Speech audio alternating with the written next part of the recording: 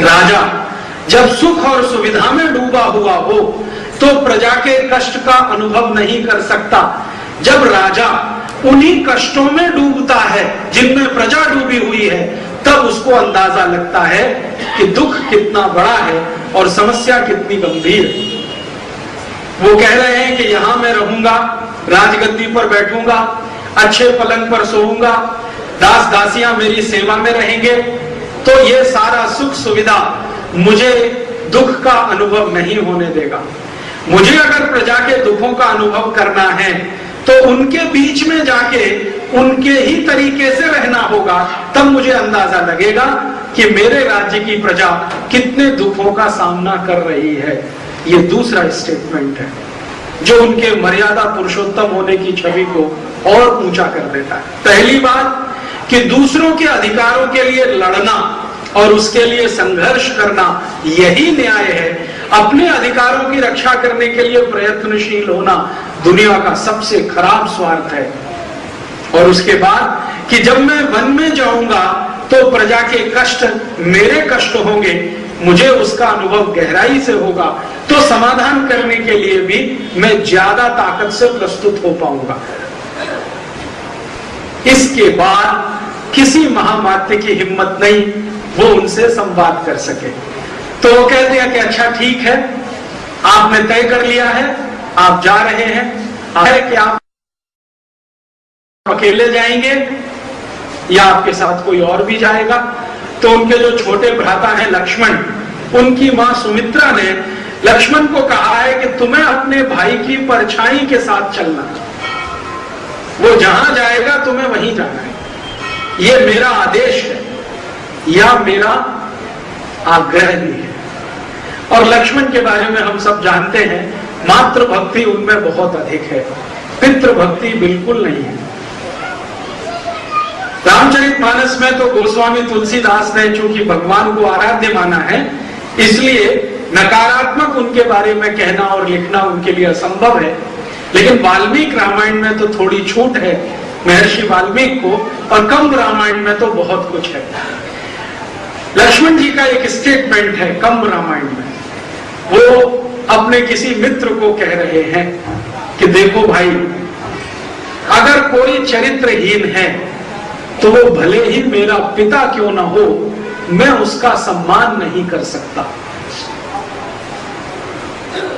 तो उनका कोई मित्र है जिससे ये संवाद हो रहा है, वो पूछ रहा है कि तुम कहना क्या चाहते हो, जरा स्पष्ट कहो कि अगर कोई चरित्रहीन है तो भले ही मेरा पिता क्यों ना हो, मैं उसका सम्मान नहीं कर सकता, मैं पद का सम्मान नहीं करता, धन संपत्ति का सम्मान नहीं कर सकता, उसके ओहदे का सम्मान नहीं कर सकता, और अंत में कहते हैं मैं ज्ञान का भी सम्मान नहीं कर सकता, मैं तो सिर्फ चरित्र का ही सम्मान कर सकता हूं। तो अंत में वो ज्यादा स्पष्ट होते हुए कहते हैं कि मैं मेरे पिता का सम्मान नहीं कर सकता, क्योंकि उन्होंने एक छोड़ 3-3 पत्नियां रखी हैं। तो उनका दोस्त कह रहा है कि ये उनकी मजबूरी हो सकती है। तो वो कह रहा है कि हाँ, मजबूरी ही अगर है तो वो बिना पुत्र के भी रह सकते हैं। क्या जरूरत थी तीसरी शादी करने की, क्या जरूरत थी दूसरी शादी करने की। तो उनका मित्र कह रहा है कि तुम आदर्श क्या मानते हो। तो उन्होंने कहा कि मैं दशरथ की तुलना में राम को सम्मान करता हूं कि उनके सामने इतने सारे रास्ते खुले होने के बाद भी एक पत्नी व्रत स्वीकार किया है। और वो पुरानी कहानी सुनाते हैं, वो कहते हैं देखो, हमारा जो रघुकुल है वो इस बात के लिए बदनाम है कि हमारे सभी पुरखों ने एक से ज्यादा पत्नियां रखी। और ये बात बिल्कुल सच है। दशरथ और दशरथ के पहले के जितने भी पुरखे हैं, सबके पास एक से ज्यादा पत्नियां हैं। तो उन्होंने कहा कि जिस वंश में बहुपत्नी प्रथा हो, उस वंश में एक पैदा हुआ है राम, जो एक पत्नी व्रत लेकर जीवन निभाने का संकल्प ले चुका है, जिसके सामने सभी रास्ते खुले हैं। हर एक राजा अपनी पुत्री का विवाह राम से करना चाहता है, लेकिन राम ने सिर्फ सीता का वरण किया है, और एक ऐसी पत्नी का वरण किया है जिसके कुल का नहीं मालूम, जिसकी जाति का नहीं मालूम। जनक को सीता खेत में मिली है, मिट्टी के खेत में मिली है, जिसका कुल पता नहीं, जिसकी जाति पता नहीं, जिसका वंश पता नहीं, ऐसी महिला को जिसने पत्नी बना लिया और उसी दिन संकल्प ले लिया कि आजीवन एक पत्नी व्रत ही धारण करूंगा, तो वो कह रहा है कि मैं तो राम का सम्मान कर सकता हूं, दशरथ का नहीं कर सकता। ये लक्ष्मण है, पितृभक्ति नहीं है, पिता के प्रति सम्मान भी नहीं है, मातृ भक्ति उनमें है। सुमित्रा की बात वो सुनते हैं, मानते भी हैं।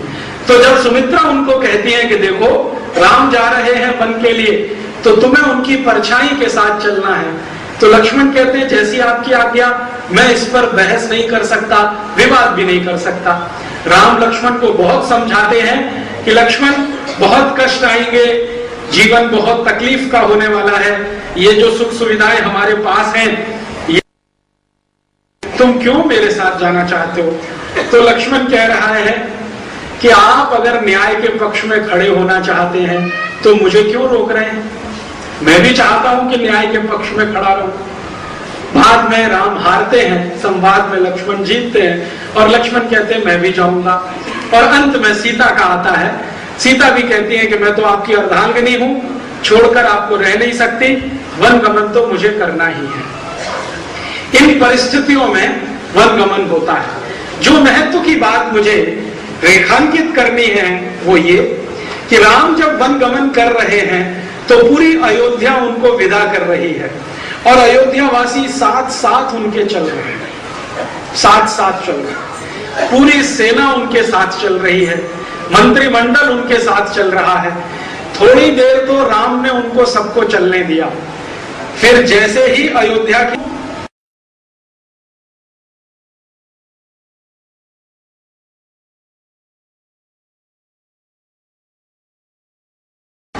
कि इसके आगे आपका अधिकार क्षेत्र खत्म हो जाता है, अब आपका राज्य नहीं है, अब तो राक्षसों का राज्य है, इसमें आपका प्रवेश नहीं होगा। तो राम ने सारी सेना को वापस किया है, सारे मंत्रियों को वापस किया है, सारे सहयोगियों को वापस किया है और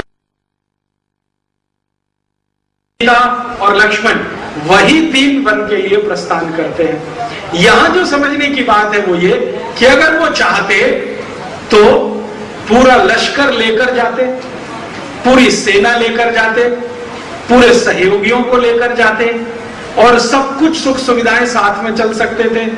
रथों में उनके लिए बहुत भोजन चल सकता था, भोजन बनाने वाले रसोइये चल सकते थे, दास दासियां चल सकते थे, धन संपत्ति रखी जा सकती थी, पूरी सेना की सेना उनके साथ जा सकती थी, लेकिन सबको वापस किया है।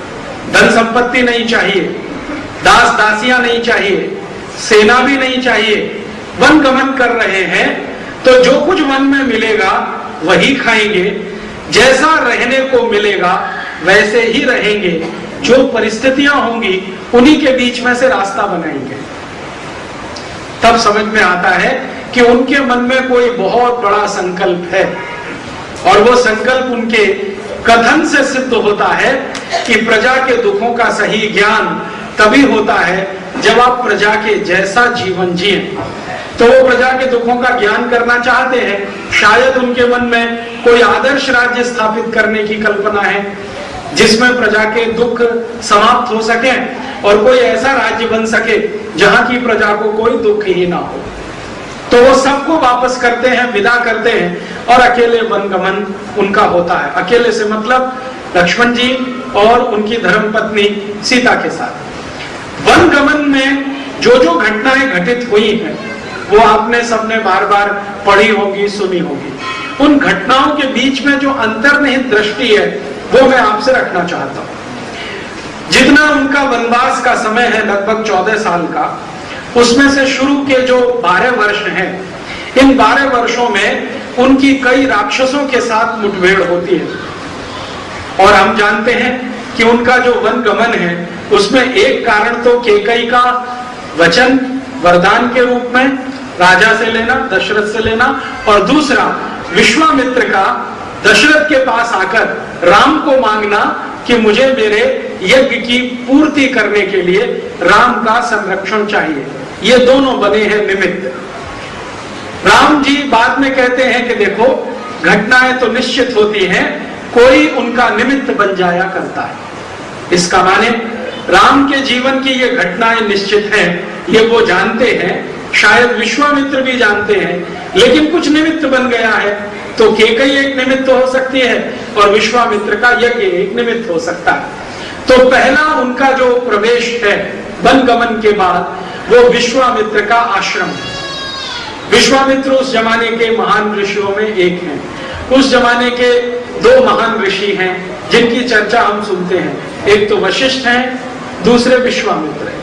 वशिष्ठ जो हैं भगवान राम के पिता श्री दशरथ के मुख्य सलाहकार हैं, माने राज दरबार के मुख्य सलाहकार हैं।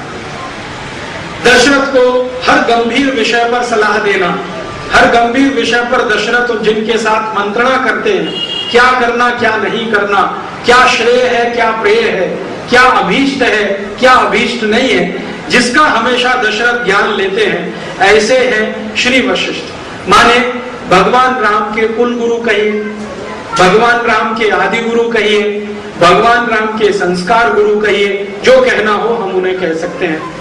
लेकिन वनगमन के बाद जो गुरु हैं वो विश्वामित्र हैं। तो विश्वामित्र जब उनको लेके अपने आश्रम में आते हैं तो आश्रम में प्रवेश होते ही सामना हो जाता है कुछ राक्षसों की टोली से, जिनका राम बहुत आसानी से संहार करते हैं लक्ष्मण की मदद से। तो विश्वामित्र मान लेते हैं कि ये कर पाएगा जैसा मैं सोचकर इसको लाया हूं। राम को विश्वामित्र कहते हैं कि देखो मैंने तुम्हें तुम्हारे पिता से मांग लिया, तुमको खराब तो नहीं लगा? तो राम कहते हैं आप तो निमित्त हैं, होना तो यही है, मेरा तो जन्म ही इसके लिए है, आप तो निमित्त हैं। और निमित्त के प्रति राग द्वेष रखना, क्रोध और प्रेम करना, ये तो कोई ठीक बात नहीं है, इसलिए मेरे मन में आपके प्रति कुछ नहीं है। मुझे तो आप इतना बता दीजिए कि इस जंगल में जहां आप यज्ञ कर रहे हैं कितने राक्षस हैं, कितनी टोलियां हैं, उनकी शक्ति कितनी है, ताकि मैं मेरा काम अभी से शुरू करूं। तो विश्वामित्र कहते हैं इतने राक्षस हैं, इतनी टोलियां हैं, उनकी शक्ति इतनी है। तो राम उनको पूरा हिसाब जोड़ के बता देते हैं कि इतने समय में मैं इनका संहार कर दूंगा।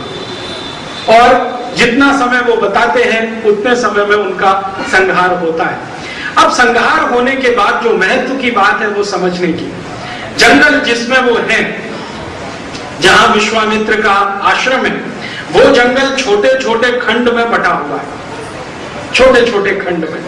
जैसे एक राज्य छोटे छोटे जिलों में बटा होता है, ऐसे एक बड़ा जंगल छोटे छोटे खंडों में बटा हुआ है। इन सभी खंडों के अपने अपने राजा हैं और उनकी अपनी अपनी सेना है। सभी खंडों अलग अलग खंडों के नाम हैं, तो सभी खंडों के अपने अपने राजा हैं, उनकी अपनी अपनी सेना है, लेकिन किसी भी राजा की हिम्मत नहीं है राक्षसों से लड़ने की। तो राक्षसों ने क्या किया है, सभी राजाओं के खंडों पर कब्जा कर रखा है। प्रजा को लूटना, उनसे लूट मार करके धन इकट्ठा करना और अपने यहाँ इकट्ठा करके उसका कुछ अंश ऊपर भेजना, जो राक्षसों का कोई और बड़ा सरदार हो, और बाकी अपने लिए रखना, इस तरह की व्यवस्था है। और राजा हर जगह सिकुड़े, संकुचित, सीमित, कमजोर, डरे हुए, भागे हुए ऐसे दिखाई देते हैं। चाहे आप वाल्मीकि रामायण पढ़िए, चाहे तुलसी कृत और चाहे दक्षिण की, सब जगह ये एक ही वर्णन है कि जंगल के खंड के अलग अलग राजा हैं, सब डरे हुए हैं, सब सहमे हुए हैं, राक्षसों के सामने किसी की हिम्मत नहीं है। तो राम क्या करते हैं, राम लक्ष्मण का संवाद है। लक्ष्मण राम को पूछते हैं कि भाई आपने तो कर दिया संहार शुरू, और हम चाहेंगे तो थोड़े दिन में ये जंगल राक्षसों से विहीन हो जाएगा, आगे क्या, आगे क्या, आगे क्या ऐसा हम गारंटी दे सकते हैं कि दूसरे राक्षस नहीं आए और इनको फिर परेशान न करें? तो राम कहते हैं गारंटी तो कुछ नहीं है, हम अभी संहार करके जाएंगे फिर दोबारा आ जाएंगे। तो लक्ष्मण उनको कहते हैं कि कुछ ऐसी व्यवस्था करो जो परमानेंट हो, हमेशा के लिए कुछ चले, ऐसा कुछ तंत्र बनाओ तब राम कहते हैं लक्ष्मण इसके लिए रास्ता बहुत टेढ़ा, रास्ता बहुत टेढ़ा है। तो लक्ष्मण पूछते हैं क्यों? तो उन्होंने कहा कि ये राजा जिनका ये राज्य है वो डरे हुए सिमटे हुए अपने अपने घरों में बंद हैं, राक्षसों से लड़ने की किसी की हिम्मत नहीं है।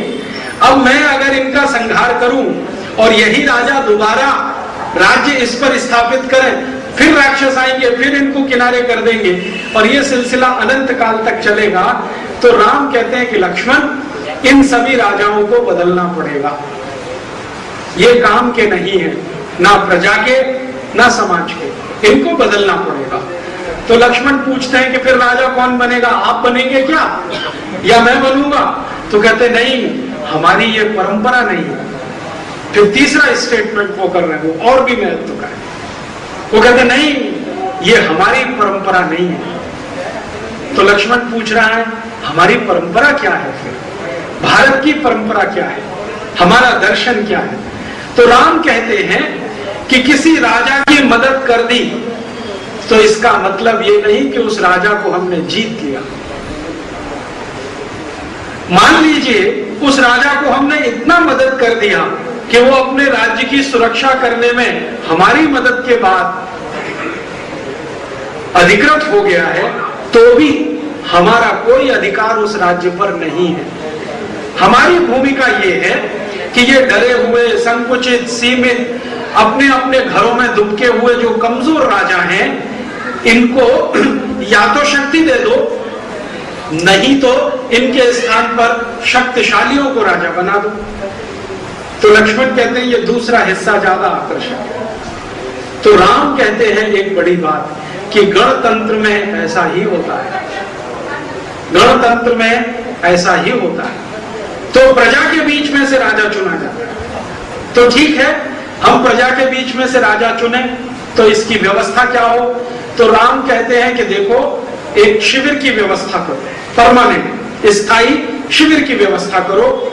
मैं और तुम दोनों मिलकर यहाँ के जो नागरिक हैं इनको प्रशिक्षण देंगे, सैन्य प्रशिक्षण देंगे, अपनी सुरक्षा कैसे की जाती है इसका प्रशिक्षण देंगे, बाहर के हमलों से बचा कैसे जाता है इसका प्रशिक्षण देंगे। और इस प्रशिक्षण को लेने में जो सबसे ज्यादा कुशाग्र होगा, बुद्धिशाली होगा, बलशाली होगा, हम उसी को मान लेंगे कि ये आने वाले राज्य में राजा बने।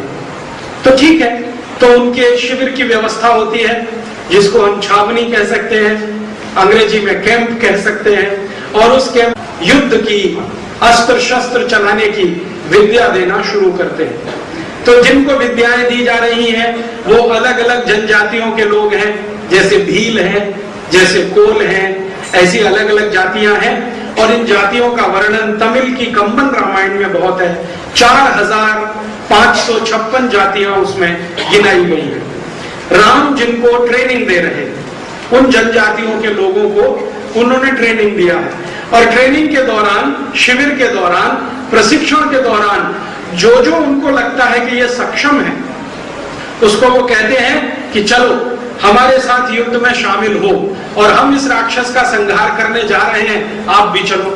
तो जो समर्थ हैं उनको साथ लेके जाते हैं और उन राक्षसों के संहार में उनकी शक्ति का अंदाजा लगाते हैं। जो राम को समझ में आ जाता है कि ये ठीक है, लौटने के बाद उसका राज तिलक करते हैं और राजा घोषित करते हैं। और जो राजा था झूठ मूठ का, उसको कहते हैं कि तुम्हारी योग्यता नहीं है, इसलिए तुम या तो पद छोड़ो, नहीं तो ये राजा तुमसे पद छुड़वा लेगा।